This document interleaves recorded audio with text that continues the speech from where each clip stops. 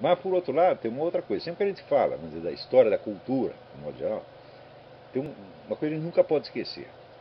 O que nós chamamos da cultura de um tempo é a imagem que um certo círculo de pessoas letradas, capacitadas e investidas do poder para isso fazem da história. Quer dizer, é a imagem que um certo grupo de pessoas tem.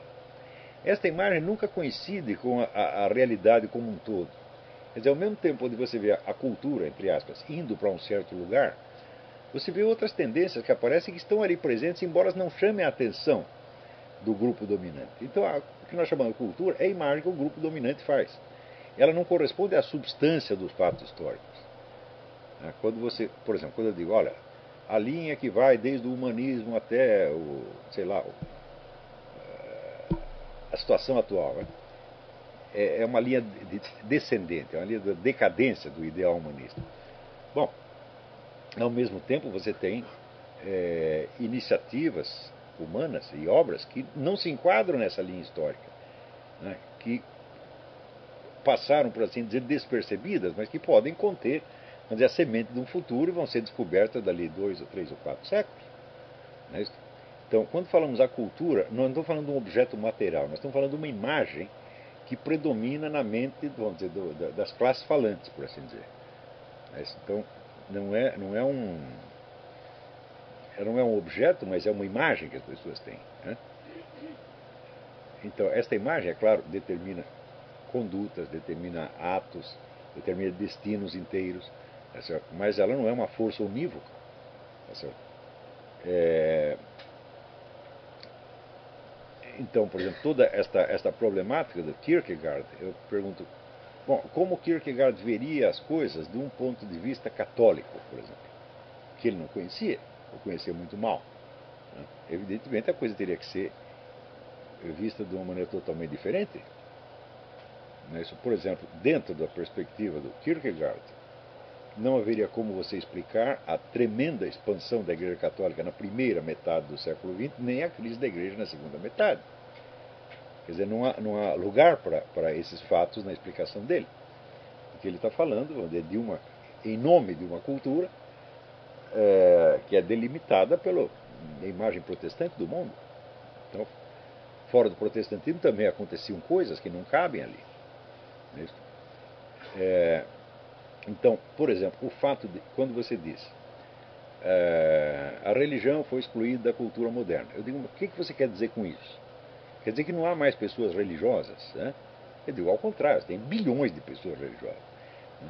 Isso quer dizer que não há uma ação visível de Deus no mundo? Mas é mais do que visível. Você estuda a vida do Padre Pio, fala, Deus está ali agindo. Né? Mas, dentro da imagem que a cultura moderna faz de si mesma, esses fatos não cabem. Então isso quer dizer que a própria cultura contém um forte elemento ilusório. Então a cultura é o que uma determinada comunidade de pessoas falantes e influentes pensa deles mesmos. Então isso aparece, vamos dizer, numa infinidade de manifestações filosóficas, científicas, artísticas e até religiosas. Mas você nunca pode confundir, vamos dizer, a história da cultura enquanto imagem que esse grupo tem, vamos dizer, com a história da totalidade da produção cultural, com a totalidade das ações humanas, de maneira alguma.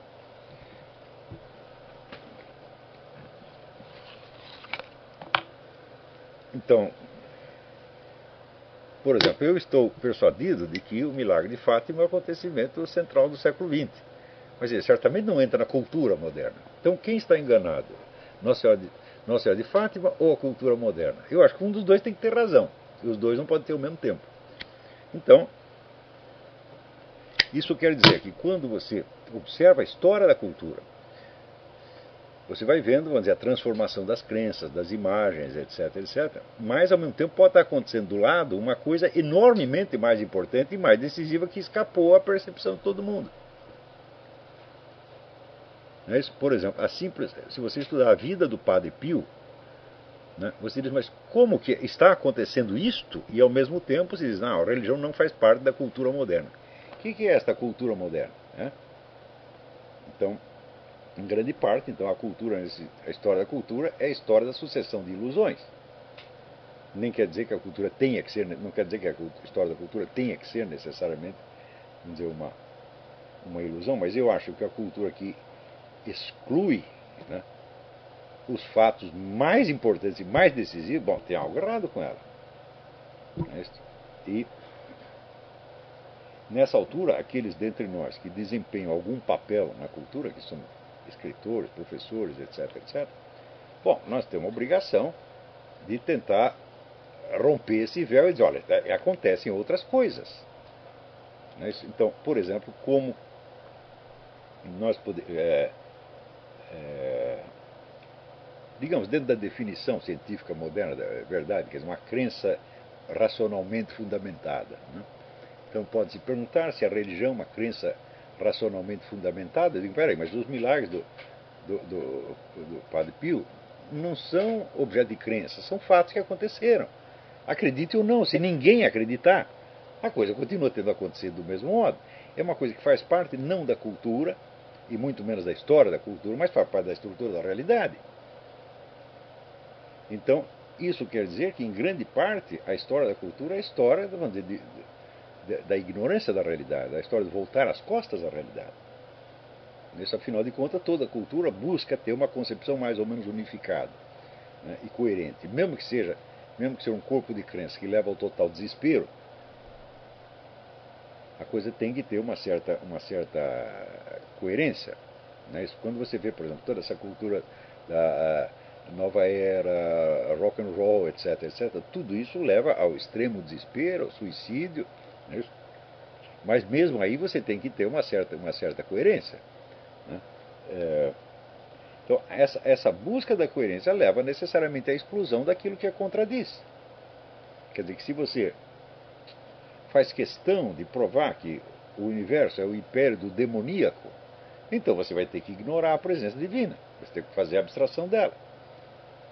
Então, esta capacidade, eu até mencionei, eu citei isso num artigo, que eu não me lembro qual, a frase de Hegel, dizer que a capacidade que a inteligência humana tem de negar o dado é a coisa fundamental. Porque negando o dado, você pode saltar para um nível de universalidade abstrata que a experiência não atinge. Mas, ao mesmo tempo, quando você salta para esse nível de universalidade, não é, você suprime a experiência, então é a universalidade de uma mentira, a universalidade de um mito. Então, vamos dizer, a nossa capacidade de voar para longe da experiência, de transcender a experiência, e ao mesmo tempo a nossa escravidão à experiência, elas têm que estar sempre numa tensão. Não é isso?